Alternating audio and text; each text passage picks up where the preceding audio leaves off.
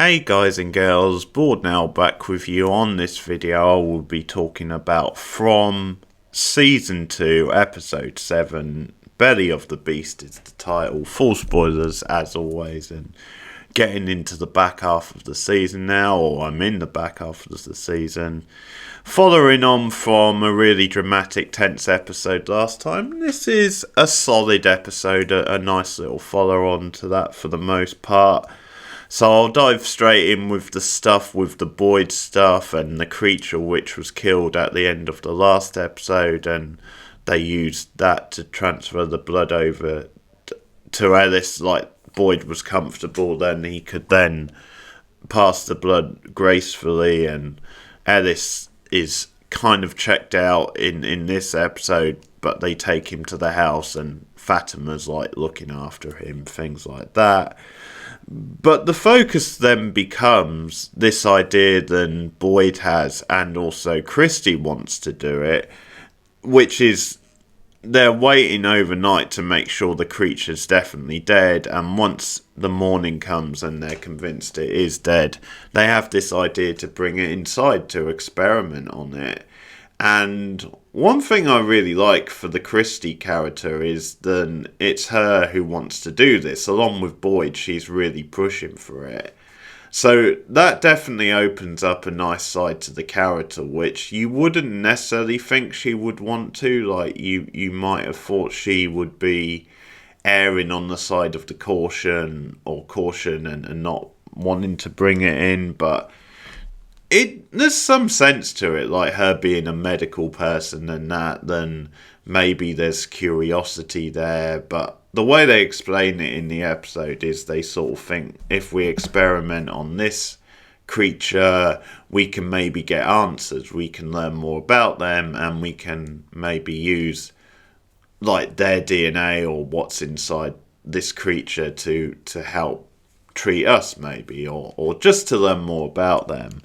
So this is the sort of thing I really like in this, really expanding on the lore and some of the ideas and the characters are getting. But Kenny's the one who's really against this, and this comes back to him still being in love with Christy, caring about her generally, and you get a bit of a cliffhanger, well, not a cliffhanger, but a moment of, is he going to back this or not? Because Boyd and Christy especially are into doing this. And when they bring the body in and they start to like look into it more and open it up, Kenny's like, no, I can't watch you do this. This is crazy. And he storms out at one point. Christy comes after him. And that's when he says to her, I'm okay with you and Mary Lou, Marianne, whatever the name is. I'm fine with that now, but I love you, and I can't watch you do this. I can't watch you put your life on the line. So they make it look like he's not going to be a part of it. But then later on, he does come in and starts helping them. And that becomes a big drama of the episode. So again, a very sort of like old school science fiction feel to a lot of this episode when it comes to what they're doing with this creature. There's some decent tension because of a moment where the creature appears to wake up out of nowhere, but it's just like one of those spasms you get. And that makes sense because when they dig into the creature, Christy says how this is weird. It actually seems like it's a human, and that probably goes to the idea that maybe these creatures were human originally and then got killed and ended up in the form they're at. But it's a really bizarre scene because she cuts into it and it's all dried up, so she gets really upset because she's like, all this was for nothing. We can't really use it. We can't really test it if it's not like in liquid form. It's because that's when she says about it's weird because it's like a human inside, except it's all dried up and we can't use it. And she gets really upset, and it's quite a heightened scene, but she just frustratingly just stabs away at it, and in a TV sort of way, it leads to something, because then she gets into the intestines. Bit gross to think about, but that's what happens, and they see some yellow liquid, and there's a bit of hope. It's like, okay, we can use this. So they have a turnaround, and they take a sample of it, and they're going to use it. They're going to experiment on it and try and get some answers now. So that's all really good stuff. There's also a nice little fake out with Christie's girlfriend, because at one point she has a nightmare where the monster has disappeared, the creature. She's like, where's the creature, to Boyd? And it's like, what are you talking about? It says it's not there.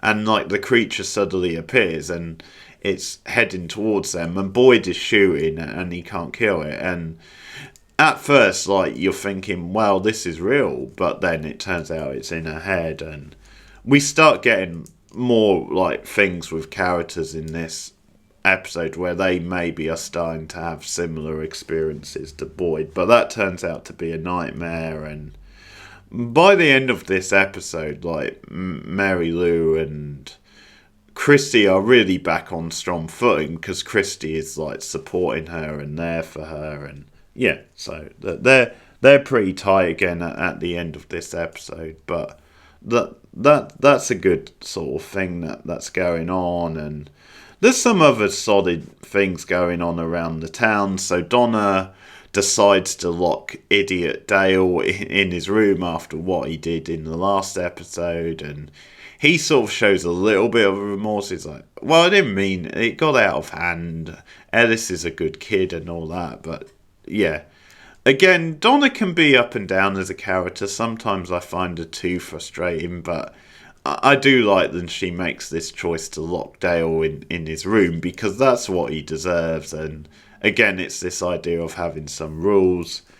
The other big scene with Donna in the episode is that at one point Fatima tells her about her pregnancy, and this is where it dips into another like Lost similar idea to what Lost did, because if you remember in Lost, spoiler in case you've never seen it, but you get the whole thing with John Locke where he comes to the island and he's a cripple, but then it turns out on the island he's not a cripple, like his legs are healed.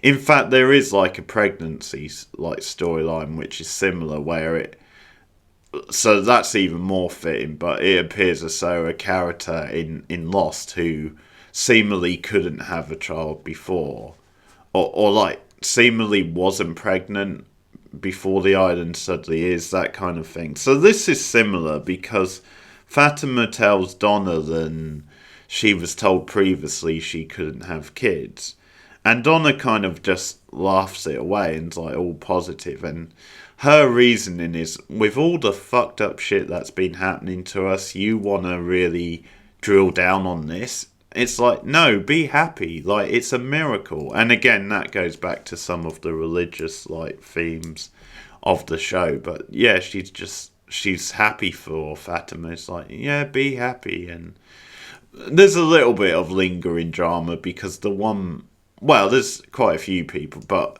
she hasn't told Ellis yet in this. It's like she's hesitating, and it's partly because of his condition, and also partly because of, like, she's a bit taken aback, because as far as she knew, she couldn't have kids. So that's going to become a thing at some point. Ellis is still laid up. There's a little bit with Julie and like reconnecting. She's helping because she's obviously close to Fatima and Ellis, so she's there as well, giving a bit of support. She's happy that then he's okay. And then the thing with Julie in this episode is she has been getting a little close to Eldrin, and she like supports him because he tells her that then he saw what happened to the creature and Boyd killing it and the stuff with that, and they kind of share a moment, but she like lets him into a thing about what she did when she when things got heavy and she started freaking out. And it's this thing about taking the bath and just filling it up, and you just get in there with your clothes on, and they just have a little bit of a laugh about it. But that's like the cliffhanger of the episode, and he does take her advice, and I knew it was coming towards the end of the episode, so I figured something's gonna happen here. And you do get like a horror moment to end the episode, because he then starts hearing the music box which Boyd has been hearing, and he was in close proximity at some point, so I'm not sure if they're saying like it's maybe been passed on to him, whatever this thing is. But that's the end of the episode. Then he's suddenly pulled under the water after hearing this music, and these creatures suddenly appear to him. So I don't know if that's going to be it for Eldrin, like if he's now going to be killed off. I hope not, because out of some of the new characters, he's maybe the most promising, and I would like to see more of him in human form. They could maybe do a thing where if he's now dead and he's turned by these creatures, then that could be quite interesting to see him interact with Julie, and if she doesn't quite know, then he's been turned. But we'll see where they go with it. It could be just one of those things where it's in his head, maybe, which would make this a bit of a cheap cliffhanger, but we'll see. It's a good end, though. It's another nice little horror moment. So the other big stuff I would say in the episode is then Jade and Tabitha like sort of have a moment in the bar, and this is a good thing for the Jade character. Then he is like rebuilding the bar, like getting that back up and running. It's something to put his energy into, and it's almost like a nice idea because the previous owner got killed off, and it definitely gives Jade something to put his energy into. And Fatima has like a falling out with Jimmy, and that's because like when Ethan asks can he see like Victor, and Jimmy doesn't want to let him, and Fatima's like, well, we've got to let our kids out at some point, and how is this any different than you taking like him to see Sarah? And it's a fair point from not Fatima, Tabitha. And they have a falling out, and Jimmy once again returns to this idea of an experiment, and they are being watched, and he's getting paranoid again, saying things like, well, what if it's part of the experiment? What is if that's what they want us to do? And I like this from Tabitha's point of view, because she calls him out on some of this and pokes some logic holes in it, because yeah, she says things like, well, how do the creatures come into it? Like, if you're saying this place was set up and designed by whoever's watching us, then how do you explain the creatures? So I like stuff like that, because she's definitely poking some logic holes in what he's saying, and it definitely makes sense to us listening. So you get a bit of a falling out with them. So then she goes off to see Jade in the bar, and she's gone to see him to ask him about,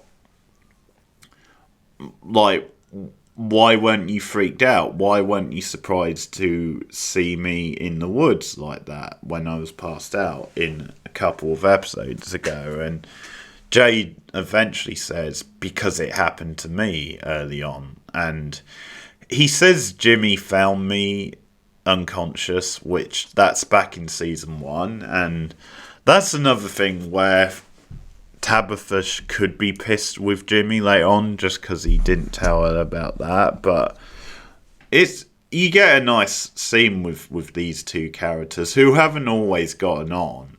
And Tabitha does help him with the bar. They have a little bit of a drink. And he mentions Christopher to her. And she says, yeah, I already know about him. He's the guy who, like, Victor knows. And they start talking about the symbols. And because there's a little bit about there's a little bit more about the symbols here, and it's just another like link to like this picture, and I can't remember what it is now. I'm forgetting, but it's something to do with like another character seems to know what the symbols are, or knows about them. But this stuff in the bar I do like with Jade and Tabitha. She's another character who's grown on me like over the show, because I wasn't so keen on her at first, but like she's definitely grown on me. A pretty solid episode. So that's from season 2, episode 7. Let me know your thoughts in the comments. Like and subscribe. You can also support me on Patreon, patreon.com/borednow. And keep watching TV. I'll see you guys later. Goodbye.